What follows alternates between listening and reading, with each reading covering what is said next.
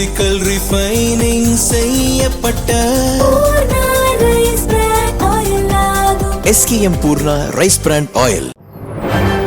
வணக்கம். செய்திச் சுருக்கம். தாவேக்காவுக்கு அழைப்பு, திமுகவுக்கு வெறுப்பு. சட்டசபை தேர்தலில் அதிக இடங்களில் வெற்றி பெற்று காங்கிரஸ், பிசி, கம்யூனிஸ்ட் கட்சிகள் ஆதரவுடன் தாவேக்கா ஆட்சி அமைத்துள்ளது. திமுக கூட்டணியில் இருந்த காங்கிரஸ் தேர்தல் முடிந்ததும் திமுக தலைமையிடம் ஒரு வார்த்தை கூட சொல்லாமல் தாவேக்கா கூட்டணியில் இணைந்தது.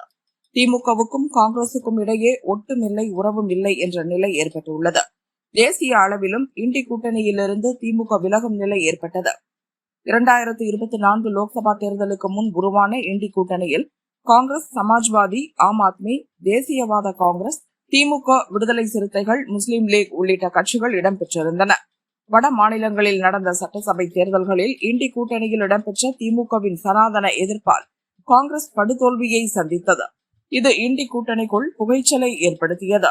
கூட்டணியில் இடம்பெற்றிருந்த கட்சிகளிடையே கருத்து வேறுபாடு ஏற்பட்டது.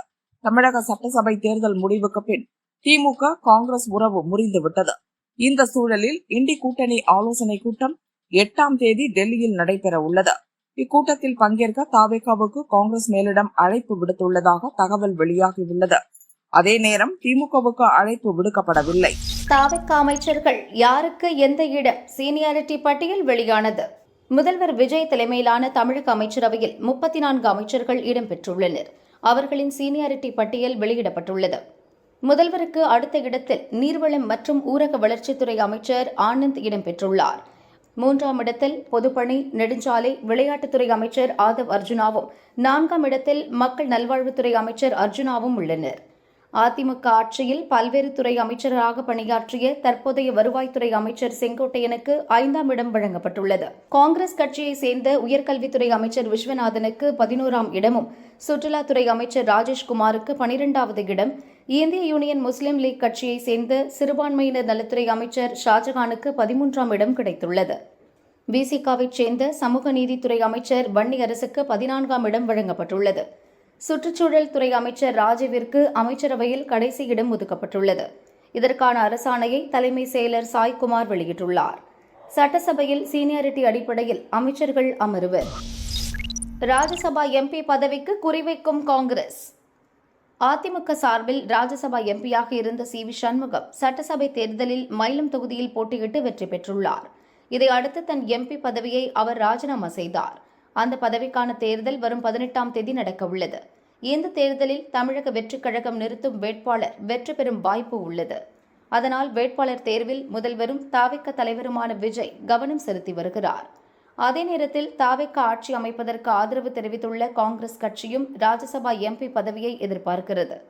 தாவேக்கா காங்கிரஸ் கூட்டணியை ஏற்படுத்த காரணமாக இருந்த காங்கிரஸ் நிர்வாகி பிரவீன் சக்கரவர்த்தி அந்த பதவியை கைப்பற்ற காய் நகர்த்தி வருகிறார்.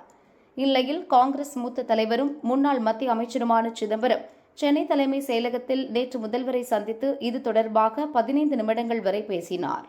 நேற்றிரவு சென்னை வந்த தமிழக காங்கிரஸ் மேலிட பொறுப்பாளர் கிரீஷ் சோடங்கர் இதுகுறித்து முதல்வர் விஜயிடம் பேசுவோம் என்றார்.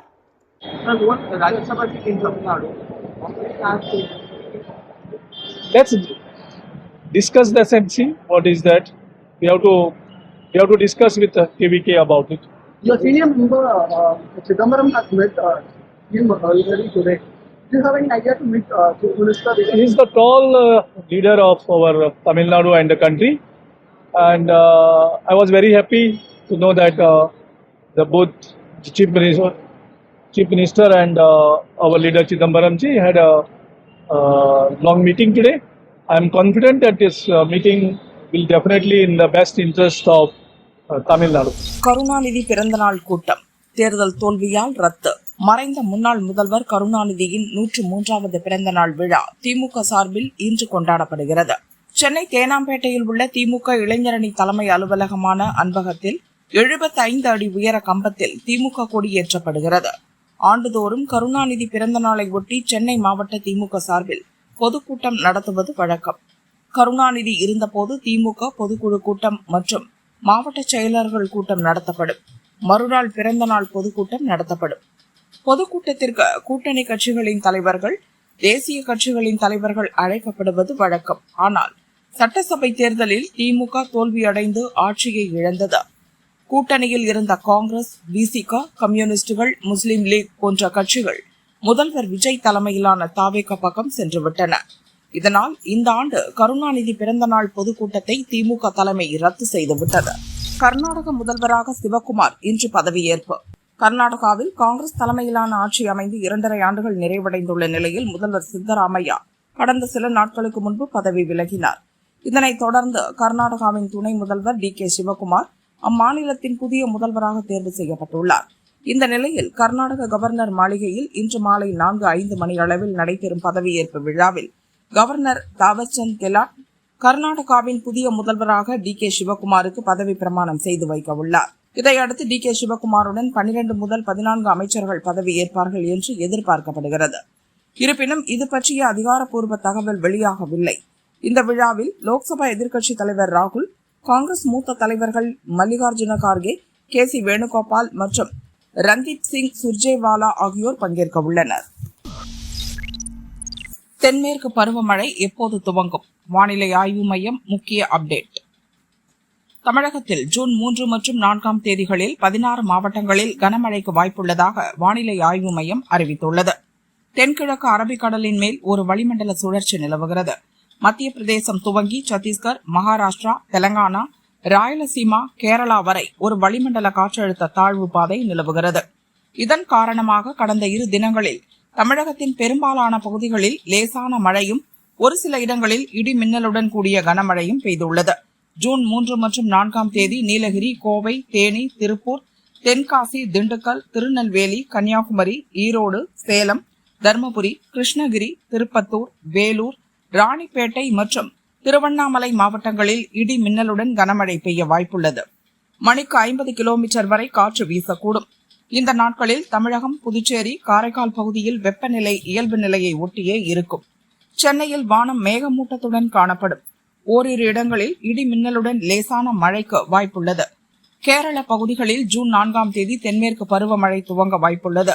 ஜூன் 1ஆம் தேதி முதல் 2ஆம் தேதி வரையிலான காலகட்டத்தில் தர்மபுரியில் 33 மில்லிமீட்டர், கிருஷ்ணகிரியில் 23 மில்லிமீட்டர், திருப்பத்தூர் 18 மில்லிமீட்டர், சேலம், புதுக்கோட்டையில் 14 மில்லிமீட்டர், நெல்லை, வேலூரில் 11 மில்லிமீட்டர், கோவை, மதுரையில் 10 மில்லிமீட்டர் மழை பெய்துள்ளதாக வானிலை ஆய்வு மைய அறிக்கையில் கூறப்பட்டுள்ளது.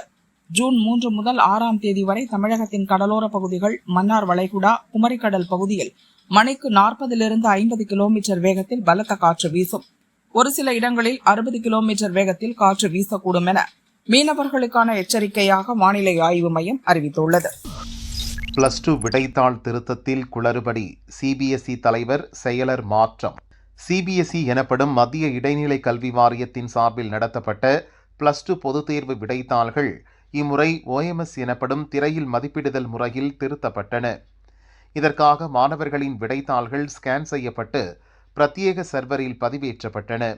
டிஜிட்டல் திரையில் பார்த்தபடி விடைத்தாள் திருத்தும் ஆசிரியர்கள் மதிப்பெண் வழங்கும் நடைமுறை முதல் முறையாக இந்த ஆண்டு நடைமுறைக்கு வந்தது. சிபிஎஸ்இ +2 தேர்வு முடிவுகள் சமீபத்தில் வெளியான நிலையில் ஆயிரக்கணக்கான மாணவர்கள் தாங்கள் எதிர்பார்த்ததை விட மதிப்பெண் குறைந்துள்ளதாக புகார் தெரிவித்தனர். மறு மதிப்பீட்டிற்கு விண்ணப்பித்த மாணவர்களுக்கு மேலும் அதிர்ச்சி காத்திருந்தது. அவர்களில் பலருக்கு கிடைத்த பிரதி தெளிவின்றியும் வேறு ஒருவரின் கையெழுத்துடனும், சிலருக்கு அவர்கள் எழுதிய பக்கங்களின் எண்ணிக்கை குறைவாகவும் இருந்தது. இது குறித்த விசாரணையில் OMS முறைக்காக மாணவர்களின் விடைத்தாள் பதிவேற்றம் செய்ததில் குளறுபடி நடந்தது தெரிய வந்தது. மாணவர்களின் எதிர்காலம் பாதிக்கும் வகையில் சிபிஎஸ்இ அலட்சியமாக நடந்து கொண்டதாக பல்வேறு தரப்பினரும் குற்றம் சாட்டினர். இது குறித்த விரிவான விசாரணைக்கு மத்திய அரசு நடவடிக்கை எடுத்துள்ளது. ஒரு நபர் குழு விசாரணை முடுக்கிவிடப்பட்டுள்ளது. சிபிஎஸ்இ விடைத்தாள் திருத்தும் பணியில் நடந்த குளறுபடிக்கு தானே முழு பொறுப்பு ஏற்பதாகவும் இது பற்றி விரிவான விசாரணை நடத்தப்பட்டு தவறுகள் திருத்தப்படும் என மத்திய கல்வித்துறை அமைச்சர் தர்மேந்திர பிரதான் உறுதியளித்தார். தற்போது குறைபாடுகள் அனைத்தும் களையப்பட்டு மறு மதிப்பீடு செய்யும் பணி நடப்பதாக அதிகாரிகள் தெரிவித்துள்ளனர். இந்நிலையில் சிபிஎஸ்இ தலைவர் ராகுல் சிங் மற்றும் செயலர் ஹிமான்ஷு குப்தா ஆகிய இருவரையும் அந்த பொறுப்பிலிருந்து நீக்கி மத்திய அரசு நடவடிக்கை எடுத்துள்ளது. மேற்கண்ட 2 IAS அதிகாரிகளும் அந்த பொறுப்பிலிருந்து நீக்கப்பட்டதை அடுத்து விரைவில் அந்த இடத்திற்கு வேறு அதிகாரிகள் நியமிக்கப்படுவர் என எதிர்பார்க்கப்படுகிறது. 51 வயதில் செய்த குற்றம் 84 வயதில் தண்டனை, நடக்கவே முடியாத முதியவர் கைது.